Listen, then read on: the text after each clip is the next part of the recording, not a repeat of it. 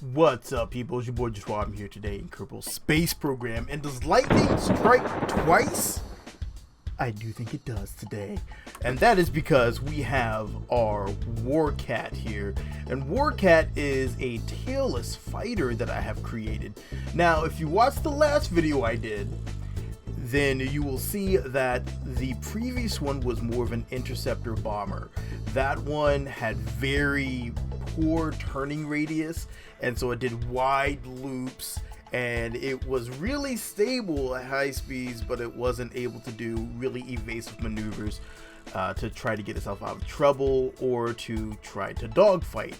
We're going with a more traditional tricycle design for the wheels, and our wheels are just slightly behind our center of mass, center of lift, which would probably make Galadis proud. So let's get this bird into the air and see how well she flies.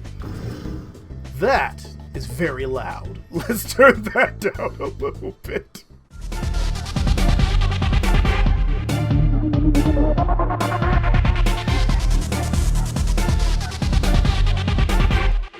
Let's go for our test run. Engines are hot. Let's see how quickly we can lift off the ground. Now, mind you, this does make lifting off and landing a little bit more fun, but here you go. We can get off the ground pretty quickly because we are properly putting our wheels in the right location, which I know I don't do very often. I tend to put my wheels farther back just because I like to be careful. And look at this super tight turn radius and how stable it is without a freaking tail rudder. That is beautiful. That is beautiful. Let's turn that volume down a little. That is very loud. But yeah, this gives you really good stability and a really beautiful craft. So let's go ahead and take it up. We're gonna wing it around here, and this is a lot tighter turn radius than what we had available to us in our previous one. This is a lot more stable as well. The body design on this one is very reminiscent of it. You can see that W design is still in there, but the inherent wobble is also still there. But look at how much more stable we've gotten using this design. And look at the shadow. The shadow is so beast on this one. I love it. All right, let's flip back around real quick, and you see, look at that quick deceleration. I was concerned with this one that when I did that, when I flipped it up for a loop, that it would lose stability. And there's that wobble once again, but it actually is able to hold on during that loop and then pick up enough speed quick enough so it's not a problem anymore, which is absolutely fantastic. Let's get really close into the base on this one.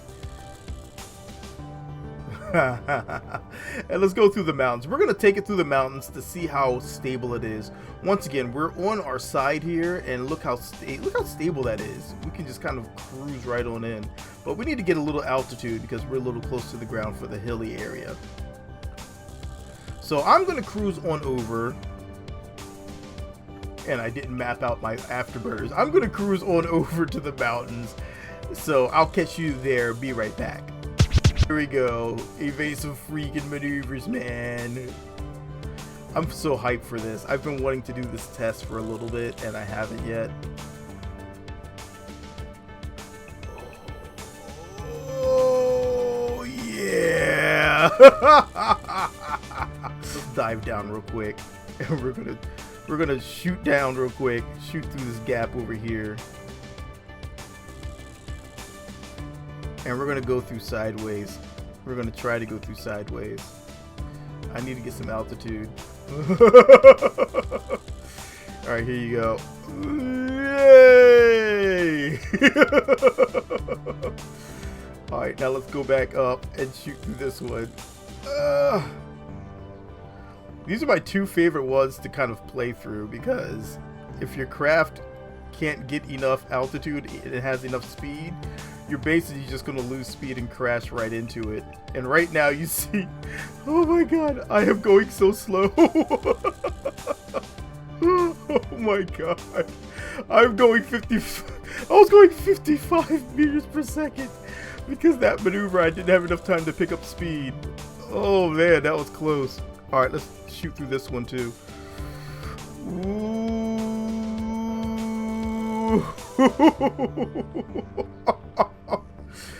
It has enough floatiness to make it through those without too much of a problem. Oh, you see right there, we're losing so much speed. All right, let's shoot this one last one. I'm gonna angle my nose down so I pick up speed at the same time.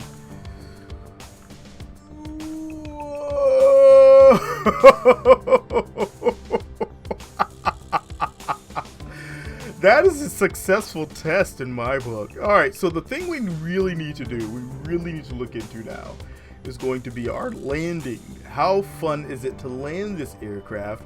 Because with this wheel design, it's going to make landing a bit more interesting. So we do have our nose down, which is going to allow it to kind of push its lift towards the ground on landing, which is exactly what we want as we gently... Oh my god!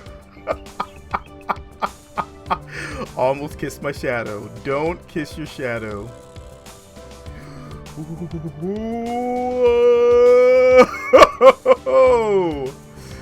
All right. Oh, enough panic. All right, let's go ahead and fly back to base. Whoa! We got way off on that one, didn't we? All right. Oh man. Oh, I should probably try to reshoot that landing, but I'm gonna try it anyway. I'm gonna try to shoot this landing anyway, mostly because I really botched that angle coming in here. All right, here we go. We're gonna come in like this. We're gonna let our nose kind of fall down. Come in. Whoa.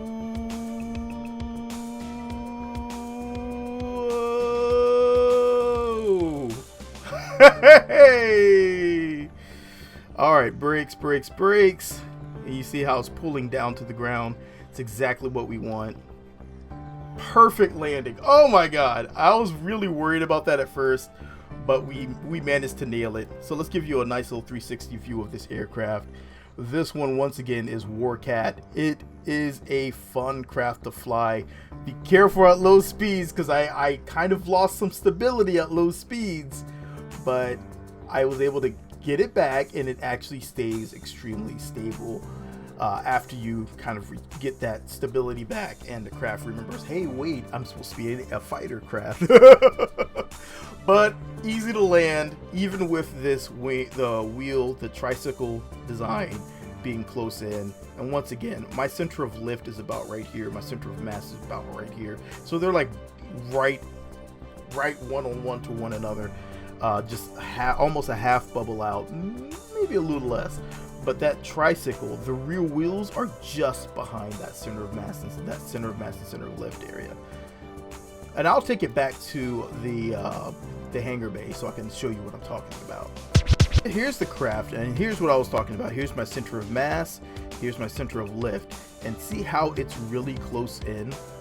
It is literally less than half a bubble out, and I do that. This gives you a really nice twitchy craft, but you don't sacrifice your stability when you're that close in. If you want a really twitchy craft, that's what's going to allow you to do it. And you see my wheels are just behind my center of mass and center of lift, so I can lift off really quickly off the ground, and landing is actually not so bad. So if you like what you see, you can hit that like button, drop me in a comment, and let me know what you think about the R1 Warcat. This one looks like it could actually be a real life fighter, and would be a thing that you would see for short takeoff and landings. So hopefully we will see craft like this in the future that are using more of a body, a wing, to control its yaw. And I know there's some aircraft out there with flexible wings, and they're able to change their wing shape actively in order to fly and handle different situations. It's a really cool study I was looking into this weekend. I haven't been able to implement that in the Kerbal Space Program very well, but we'll see how far I get with that. Anyhow, let's jump over to a segment that I'm going to try to start doing in my videos for KSP. If there is new information or any information I have available, we're going to jump in and start talking about it. So let's cut over to KSP2 Watch. This is the start of our KSP2 Watch, and I probably should have started this earlier because KSP2 is kind of what the game I've been hoping and dreaming for. So you see here, we are up to Developer Insights number 4, KSP2 Engineering, June 12th, 2020. If you haven't read this article, there's one major part that I was really interested in, and that is if you scroll way down here, in between these two pictures, yes, there are some beautiful pictures in here, but here is this section here that I am very interested in and that I want to focus on for today. And it says, a final exciting engineering challenge is around multiplayer. My first role as a software developer in games industry several decades ago was writing the network code for some automobile racing and real-time strategy games.